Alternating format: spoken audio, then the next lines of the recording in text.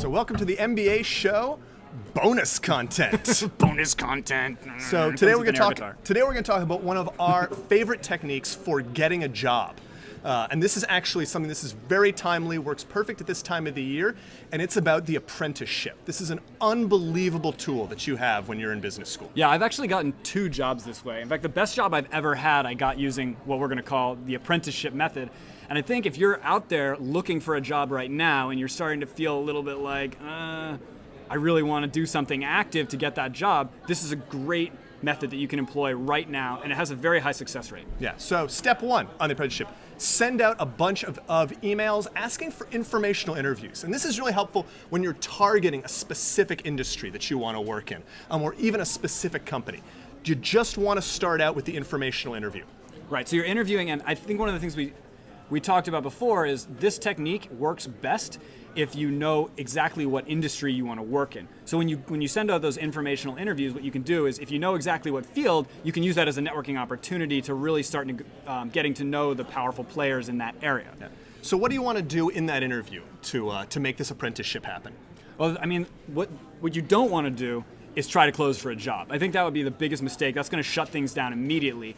And in fact, what I would think of is you could characterize the apprenticeship technique as more of a long play, right? Yep. Most people think of recruiting as short play. It's like, oh, send the resume out, ask for the job. I'm going to do that 100 times, repeat until I get a job. The apprenticeship is the exact opposite. It's actually we're putting more of our eggs in fewer baskets, and we're doing more of a long play. So you're actually seeking to build relationships, and that's the main thing for that first informational interview is build a relationship. Yeah, and try and get out of them a sense of what their problems and their pains are.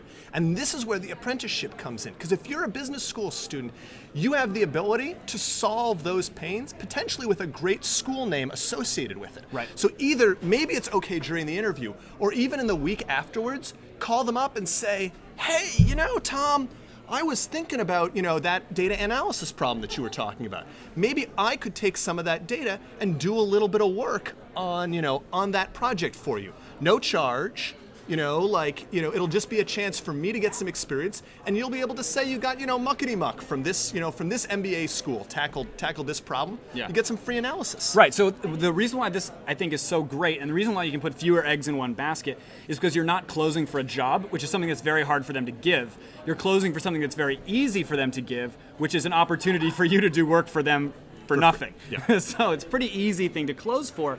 And, once you get that, once you've closed for that project, now you move into that company and you kind of start to set up shop a little bit and you start to really prove your value. Yeah.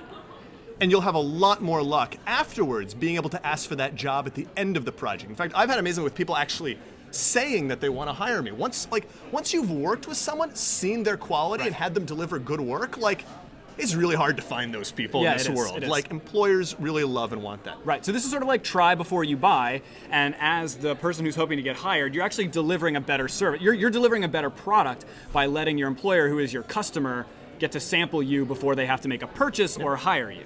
And even if it doesn't work out, you get to put that bullet on your resume. That's a really good point. It basically is experience at that company, which is almost the same as doing an internship at that company. Yep. So there you just networked your way through an internship. Now that summer, even if you work someplace else, you did 2 internships. Yeah. Okay. And this, I have another point, which is, this particular technique, we talked about you're putting fewer eggs you're putting more eggs in fewer baskets. So you need to have higher odds of success by doing this. And so one thing you want to think about is what level of quality you're going to produce on these projects. And this is a really good technique if you're somebody that you feel like you can deliver stellar quality. Yeah. So if you're trying to break into an industry and you're actually not sure whether you can deliver value, this might not be a great technique. Oh, see, that's true. I actually say, no, commit to it and deliver value. You're a good worker. You've made it that far. Trust yourself on the quality that you can bring. Find a project that you're passionate about. Put in time. You're smart. You will figure it out. I would actually worry.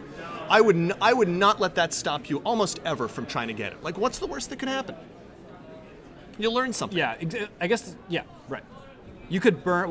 What could happen is you could, and this is the reason why you want to be very diligent on these. Is you could put in a bunch of work and it could turn out to be fruitless. So you don't want this to be your only strategy, right? You don't want to put all your eggs in one basket, for example. But this is a tool that you add to your portfolio for hoping to get a job.